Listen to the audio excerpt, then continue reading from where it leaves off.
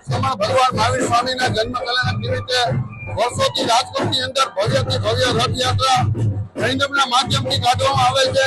આજે રથયાત્રામાં હજારો લોકો જોડાણા છે, અનેક ફ્લોટ છે, અનેક બાળકોએ વેશભૂષા કરેલી છે। આ ધર્મયાત્રાનું સમાપન તારાપતિ જૈન મોટા ઉપાસક ખાતે થશે, ત્યાં ધર્મસભામાં પરિવર્તિત થઈ ધર્મસભા પૂર્ણ થાય હજારો લોકોનું સ્વામી વાત્સલ્ય પણ આજે આયોજન કરવામાં આવે છે। જોઈ શકો છો યુવાનો પણ આમાં જોડાયા છે, અતિ ઉત્સાહથી ભાગ લઈ શકે છે, બધા લઈ રહ્યા છે। ગઈકાલે પણ વર્લ્ડ નૌકા ડે માં 108 દેશોમાં વર્લ્ડ રેકોર્ડ સ્થાપિત કરવામાં આવ્યો, જેમાં આપણા માનનીય વડાપ્રધાન નરેન્દ્રભાઈ મોદી, આપણા માનનીય મુખ્યમંત્રીજી ભૂપેન્દ્રભાઈ પટેલ દરેકે ભાગ લઈ અને નૌકા મંત્રના જાપ પૂર્ણ શ્રદ્ધાથી કર્યા। આજે શ્રમણ મહાવીર ભગવાન જન્મ કલ્યાણક મહોત્સવની સમગ્ર રાજકોટમાં તમામ જૈન ફિરકાઓ દ્વારા ઉજવણી થઈ રહી છે। ખૂબ ભવ્ય શોભાયાત્રાનું આયોજન કરવામાં આવ્યું છે।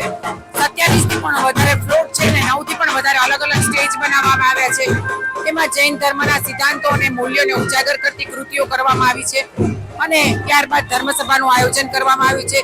સમગ્ર ફિરકાઓ એક થઈને ભગવાન મહાવીરનો જે અહિંસા, પ્રેમ, કરુણા અને જીવદયાનો સંદેશ છે એ સંદેશ ઘર ઘર સુધી પહોંચી શકે, જન જન સુધી પહોંચી શકે એ માટે આ ભવ્ય શોભાયાત્રાનું આયોજન કર્યું છે અને વિશ્વ શાંતિ માટે, વિશ્વ કલ્યાણ માટે અને આત્માના મોક્ષ માર્ગ માટે થઈને આજે મહાવીર જન્મ કલ્યાણક મહોત્સવની સર્વ વિશ્વના લોકોને ખૂબ ખૂબ અનુમોદના પાઠવું છું, ખૂબ ખૂબ શુભેચ્છા પાઠવું છું।